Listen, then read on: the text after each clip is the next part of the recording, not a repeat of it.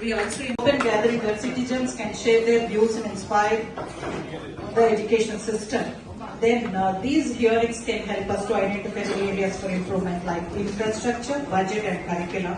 So it gives an opportunity for every section of the society to express their views. This is a really welcoming session to improve our many basic aspects like curriculum in the classroom.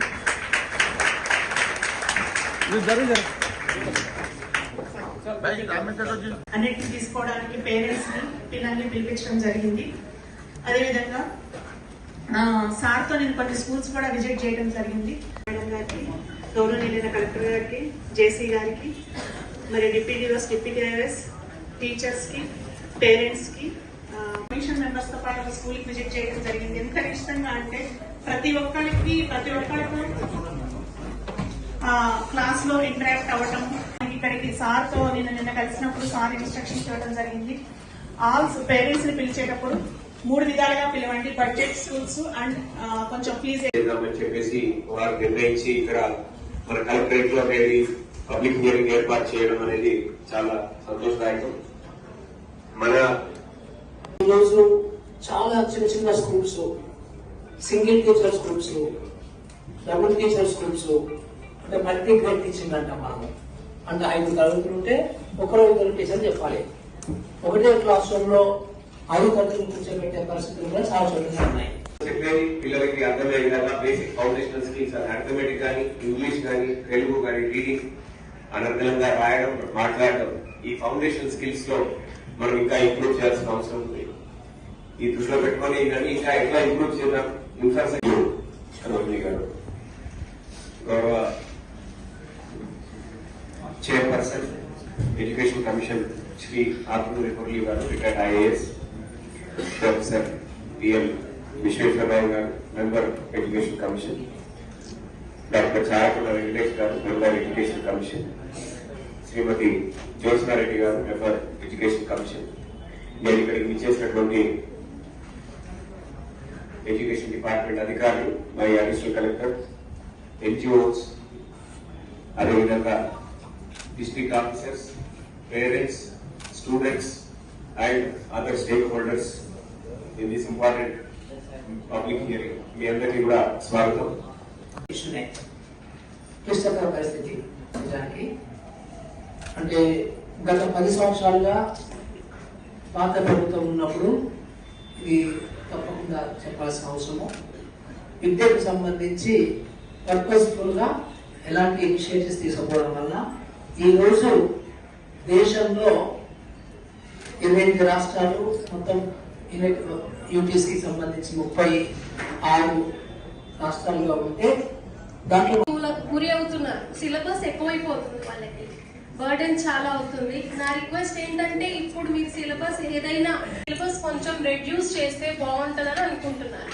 ఇప్పుడు ఈ మధ్య టీవీలో ఎక్కడ చూసినా చదువు ఒత్తిడి వల్ల పిల్లలు బాగా పాడైపోతున్నారు కదా, సూసైడ్ అటెంప్ట్ చేస్తున్నారు కదా.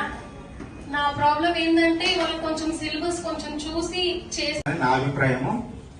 అదేవిధంగా మన ప్రభుత్వ పాఠశాలకు వచ్చే విద్యార్థులంతా కూడా చాలా పూర్ ఫ్యామిలీస్ నుంచి వస్తారు. వాళ్ళ పేరెంట్స్ ఉదయం 6 గంటలకి వాళ్ళు వాళ్ళ పనులకు వెళ్ళిపోతారు.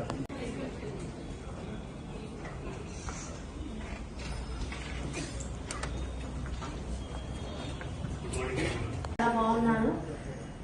ఎడ్యుకేషన్ పర్పస్ కూడా చాలా బాగుంది. కాకపోతే మాకు ఒకటి ఏంటంటే పీటీ టీచర్ లేదు అక్కడ. పిల్లలకు కొంచెం అది కూడా ఉంటే బాగుంటుంది. ఫుడ్ కూడా చాలా బాగుంది.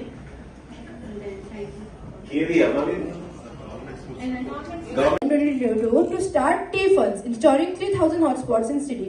What use will be there of if our upcoming generation couldn't utilize them or even have knowledge to use AI and resources? State need to invest more in technology and digital resources to prepare students for digital age. There is a need to improve English language proficiency among students in state schools, and it is increasingly important for higher education and employment opportunities. Remedial programs must be implemented for struggling students, and apart from all this, students may need extra mentoring and counseling to be guided on their way.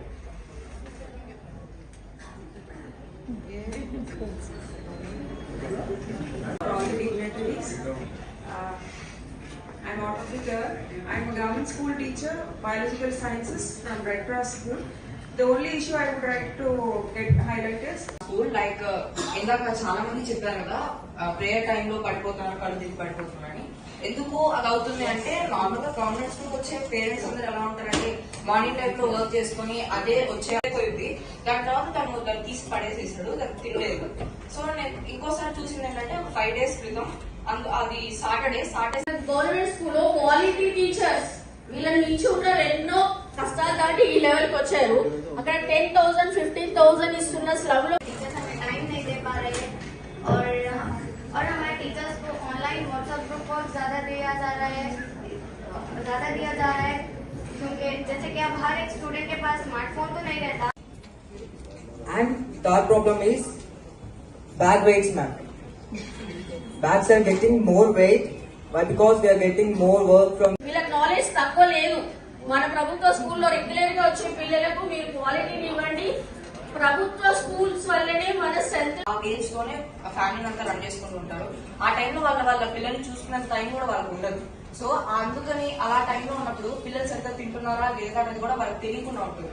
So పిల్లలు సరిగ్గా తింటున్నారా లేదా తెలియదు కాబట్టి స్కూల్లో ఈ type of arrangement ఉంటే మంచిదని నేను అనుకుంటున్నాను. And mid day meals